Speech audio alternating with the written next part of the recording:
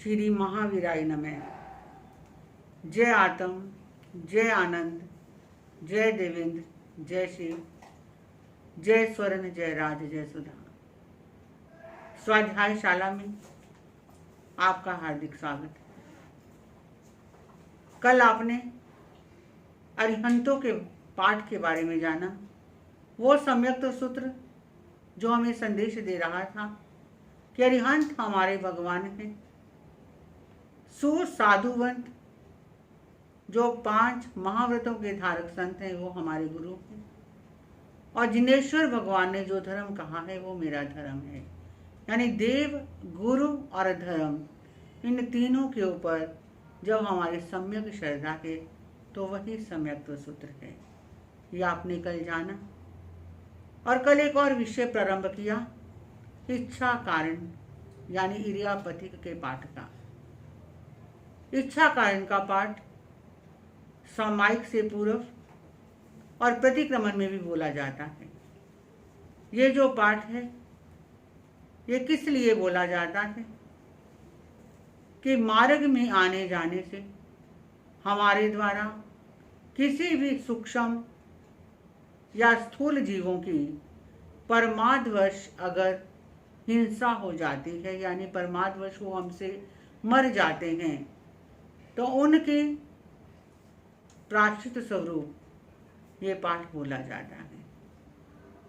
आपको और डिटेल में समझाती हूँ कि जैसे आप कहीं जा रहे हो, चाहे पैदल जा रहे हो या किसी कन्वीनियंस से, कार से, बस से या अपने स्कूटर साइकिल से कहीं जा रहे हो, और चलते चलते परमादवश आपके पैरों के द्वारा या आपकी गाड़ी के द्वारा कोई जीव मर जाता है, परमादवश उसकी हिंसा हो जाती है। या और आगे देखिए, आप कार से कहीं जा रहे, कार थोड़ी तेज चल रही है और चलते चलते सामने से कोई कुत्ता आ जाता है और कुत्ता सड़क क्रॉस कर रहा है। आप कार पे ब्रेक लगाते हो, पर ब्रेक लगाते लगाते भी आपकी कार के द्वारा वो कुत्ते को चोट आ जाती है, या कई बार ऐसा होता है कि वो कुत्ता मृत्यु को प्राप्त हो जाता है। तो लोग हमारे पास आते हैं कि महाराज श्री जी, मेरे से ये पाप हो गया, इतना बड़ा मेरे से ये गलत काम हो गया, मुझे इसका पश्चाताप दे दीजिए, मुझे क्या करना चाहिए बता दीजिए।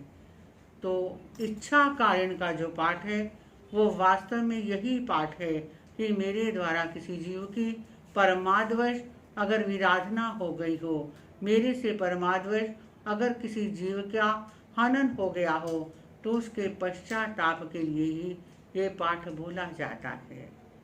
लेकिन शर्त यही है कि पाठ बोलते हुए हमारे भाव उसके साथ जुड़े हों कि इस पाठ के माध्यम से हम क्या कहना चाहते हैं, हम किस चीज़ का पश्चाताप कर रहे हैं, ये हमें समझ आना चाहिए।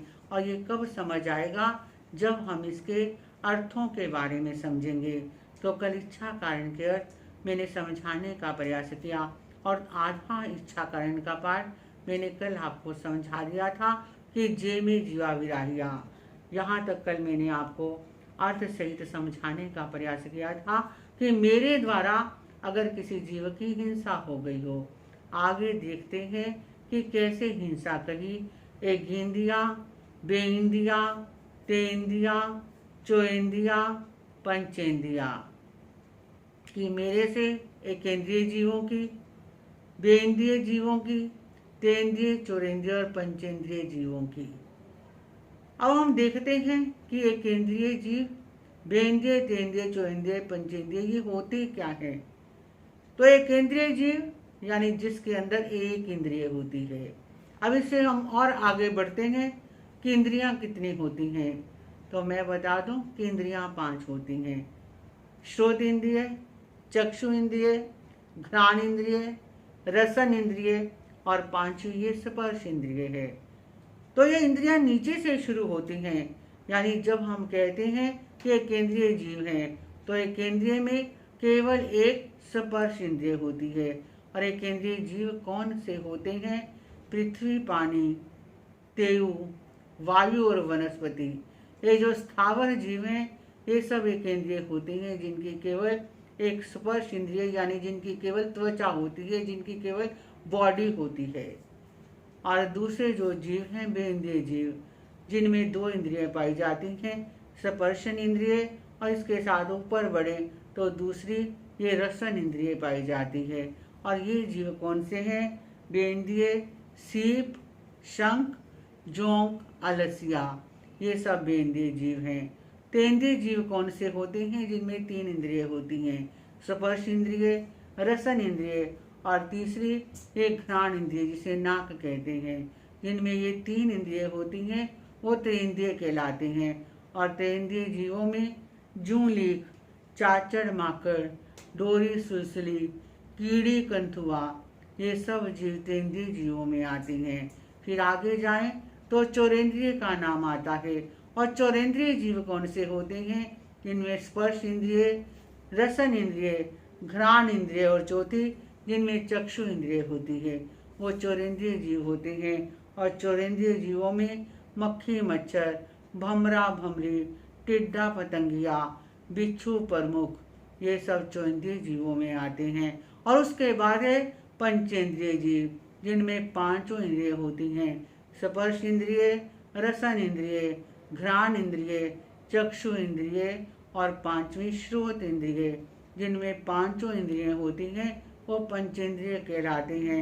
एक संत भी पंचेंद्रिय है, एक मनुष्य भी पंचेंद्रिय है और त्रियंच यानी पशु पक्षी भी पंचेंद्रिय में आते हैं। इस पाठ के अंदर जो पंचेंद्रिय कहा गया है वो त्रियंच की अपेक्षा कि जलचर, स्थलचर, खेचर, उर्पुर और भुजपुर ये पंचेंद्रिय जीव हैं। तो इन पंचेंद्रिय जीव अगर अभिहया, अगला जो शब्द है वो है अभिहया, यानी हमारे सम्मुख आ रहे हैं, सामने आ रहे हैं और सामने आते इन प्राणियों को रोककर हम उनकी गति के अंदर अवरोध पैदा कर रहे हैं। तो ये है अव्या। अगला वर्ड है वतिया, यानी ये जो जीव चाहे वो केंद्रीय हैं, बेंद्रिय, त्रिंद्रिय, चौरिंद्रिय या पंचेंद्रिय हैं, उनके ऊपर हमने धूल से उनको ढक दिया है, वो है वतिया। और लेसिया क्या है कि उन जीवों को भूमि पर अगर हम मसल रहे हैं, हम देखते हैं आज हमारे जैन लोग तो इस चीज़ से बचे हुए हैं, पर दूसरे लोग जीवों को किस तरह अगर चल रहे हैं तो उन्हें कोई विवेक नहीं कि धरती पर कोई और भी चल रहा है। वो चलते हुए कीड़ी मकोड़ों को पैर से मसल देते हैं, तो वो है लेसिया।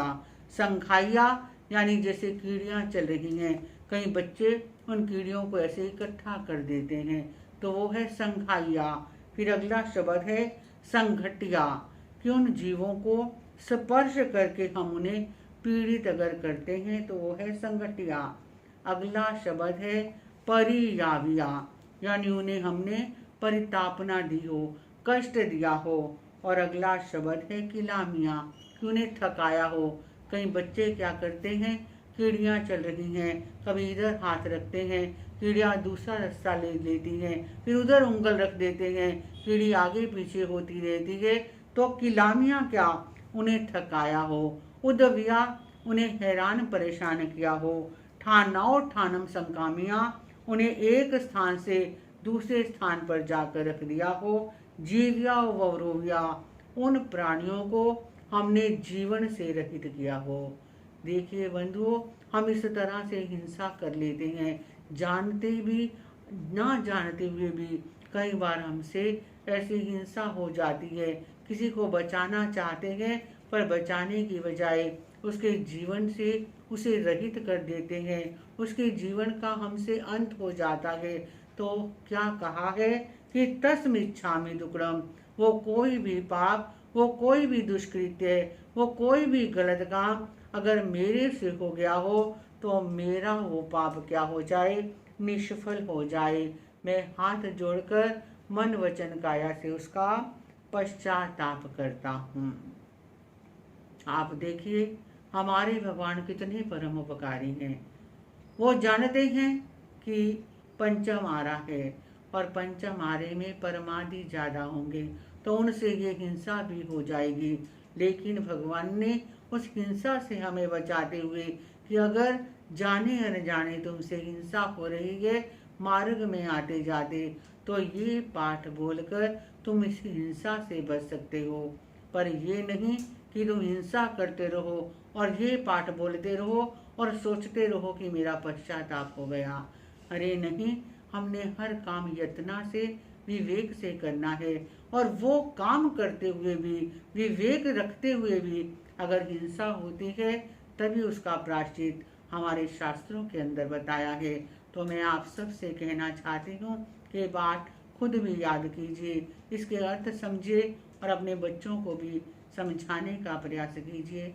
इन्हीं मंगल भावों के साथ ओम शांति।